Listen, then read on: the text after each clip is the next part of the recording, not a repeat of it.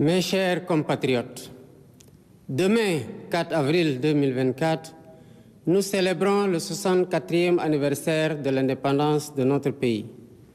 À toutes et à tous, j'adresse mes plus chaleureuses félicitations. Je rends hommage à chacune et à chacun de vous pour votre attachement aux vertus cardinales de paix et de démocratie qui fondent notre vécu quotidien. Les changements significatifs que nous venons de vivre de façon paisible témoignent une fois de plus de la maturité de notre peuple, de la vitalité de notre démocratie et de la force de nos institutions. Nous devons tous être fiers de cette belle performance. Cette année encore, par la grâce divine, notre fête nationale se déroule sous le signe de la communion spirituelle avec la semaine sainte pascale qui vient de conclure le carême, le mois de Ramadan qui tire également à sa fin. Cette année encore, par la grâce divine, notre fête nationale se déroule sous le signe de la communion spirituelle avec la semaine sainte pascale qui vient de conclure le carême, le mois de Ramadan qui tire également à sa fin. Compte tenu des circonstances, en lieu et place du défilé traditionnel, je présiderai demain, au Palais de la République, une cérémonie de levée des couleurs sobre et symbolique. Ce soir, alors que nous célébrons notre liberté retrouvée, mes pensées vont à nos vaillants résistants, héros célèbres ou méconnus, qui, se donnant corps et âme, ont défié l'odieux système colonial et sa prétendue mission civilisatrice pour défendre la liberté de notre peuple et ses valeurs de culture et de civilisation. Je voudrais également saluer avec respect et affection nos anciens combattants qui ont sacrifié leur jeunesse loin de leur famille au prix de leur liberté et de leur vie. Je rends un vibrant hommage à mes prédécesseurs, les présidents Léopold Sédar Senghor, Abdou Diouf, Abdoulaye Wade et Macky Sall, qui, chacun, a apporté sa pierre à l'œuvre de construction nationale. C'est sur la base de ce legs que je veux poursuivre avec vous notre quête collective du Sénégal de nos rêves. Mes chers compatriotes, la fête nationale met à l'honneur nos forces de défense et de sécurité. À vous, officiers, sous-officiers et militaires du rang, qui avez choisi le métier risqué des armes, je réaffirme la reconnaissance de la nation. Je vous exprime ma fierté, mon soutien et mon entière confiance dans vos missions au service de la patrie, de la paix en Afrique et dans le monde. Je salue la mémoire de nos djambars tombés au champ d'honneur et souhaite prompt rétablissement aux blessés.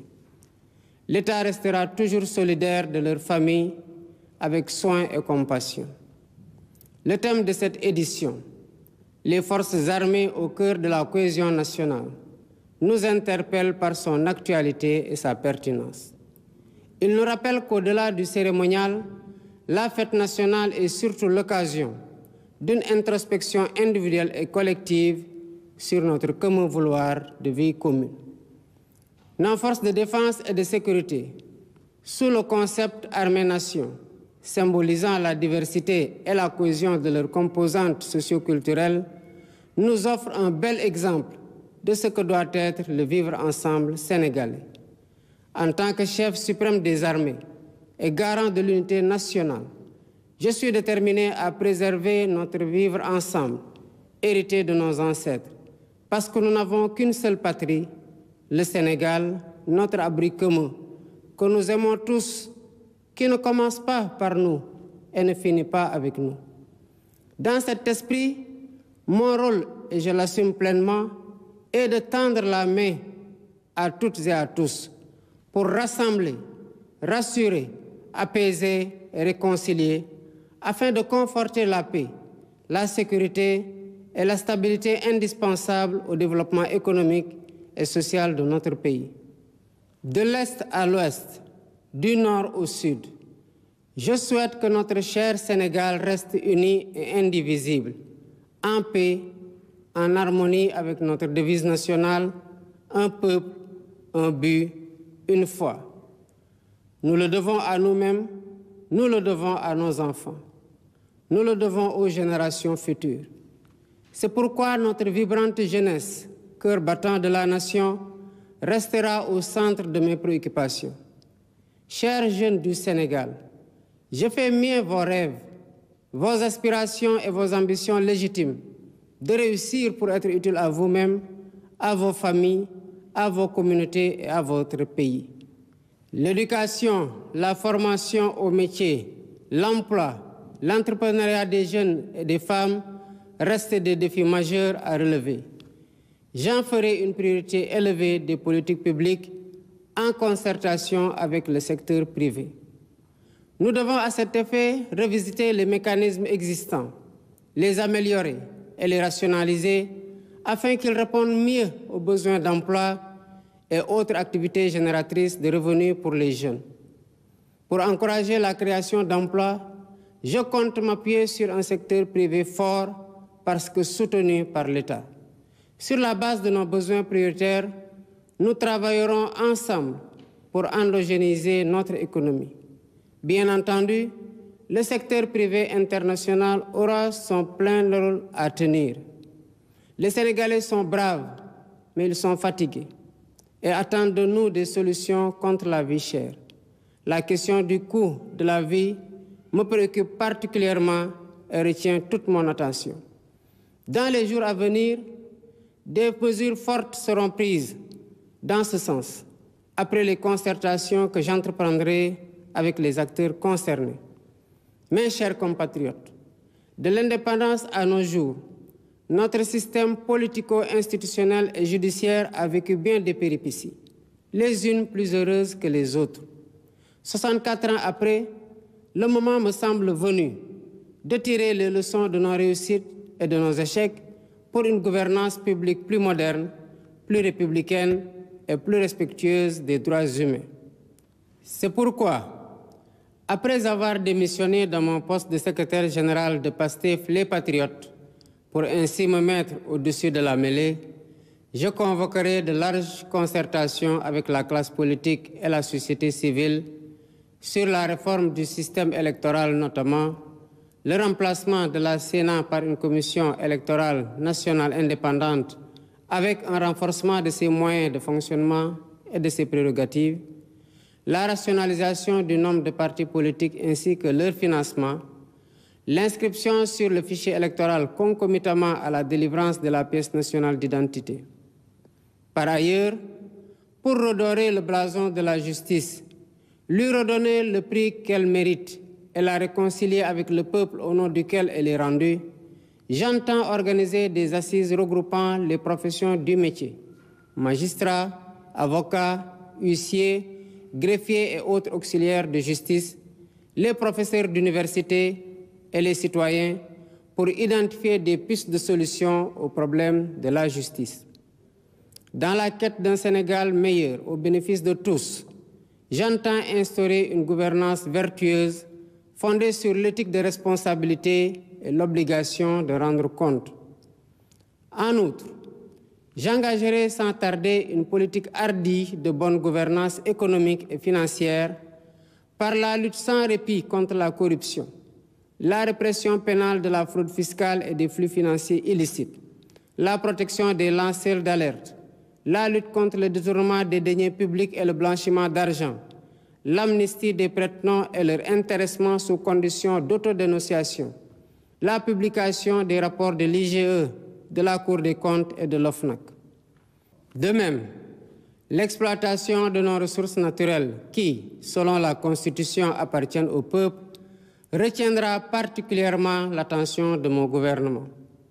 Ainsi, en plus de la mise en ligne déjà effective des contrats miniers, pétroliers et gaziers sur le site de l'ITIE Sénégal, je ferai procéder à la divulgation de la propriété effective des entreprises extractives conformément à la norme ITIE, à l'audit du secteur minier, gazier et pétrolier et à une protection plus soutenue du contenu local au bénéfice du secteur privé national. Au demeurant, je voudrais dire à tous nos partenaires privés qu'ils sont les bienvenus au Sénégal. Conformément aux lois et règlements en vigueur, les droits de l'investisseur seront toujours protégés, de même que les intérêts de l'État et des populations. À nos pays amis et partenaires, je voudrais assurer que le Sénégal reste un pays ouvert et accueillant pour tous. Nous veillerons sans cesse à maintenir et raffermir les relations de bon voisinage et de solidarité agissantes au sein de nos organisations communautaires, notamment la CEDEAO et l'UEMOA. Héritier de l'idéal panafricaniste de Cheikh Anta Diop et de Léopold Sédar Senghor, un des pères fondateurs de l'Organisation de l'Unité africaine, nous demeurons fermement engagés dans la construction de l'intégration africaine et la réalisation des objectifs de la zone de libre-échange continentale africaine. Nos partenaires étrangers de tous horizons sont d'égale dignité pour nous. À tous, nous devons respect et considération. Et de tous, nous demandons respect et considération. Nous resterons engagés pour une gouvernance mondiale plus juste et plus inclusive, dans le respect de l'égale dignité des valeurs, de culture et de civilisation. Mes chers compatriotes, la fête nationale, symbole de notre souveraineté, nous rappelle que nous sommes seuls face à notre destin et que personne ne fera à notre place ce que nous ne sommes pas disposés à faire pour nous-mêmes. Nous avons la responsabilité historique de conforter notre souveraineté en rompant les chaînes de la dépendance économique par le culte permanent du travail et du résultat. Dans cet esprit, l'administration doit agir à tous les niveaux de façon plus accueillante et plus efficace pour les usagers du service public. Nous devons bannir de nos pratiques les procédures et formalités indues qui altèrent l'efficacité de l'État. Dans cet objectif, j'entends investir massivement dans la digitalisation des services et des procédures administratives. De même, il y a urgence à gagner notre souveraineté alimentaire en investissant plus et mieux dans l'agriculture, la pêche et l'élevage, les trois mamelles nourricières de notre pays. Je tiens particulièrement à ce que les subventions substantielles dépensées chaque année dans la campagne agricole bénéficient aux véritables producteurs et non à des acteurs intermédiaires.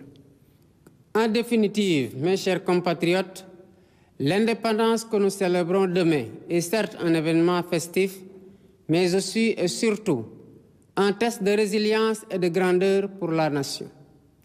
Notre mérite et notre honneur, c'est de réussir l'épreuve en affichant une confiance résolue en nous-mêmes pour vaincre nos peurs et nos doutes, surmonter les obstacles devant nous et poursuivre ensemble notre marche solidaire vers notre destin commun, main dans la main, épaule contre épaule. C'est à cela que je vous invite dans la communion des cœurs et des esprits. Vive le Sénégal en paix et en sécurité, unis, libres et prospères. Bonsoir et bonne fête de l'indépendance.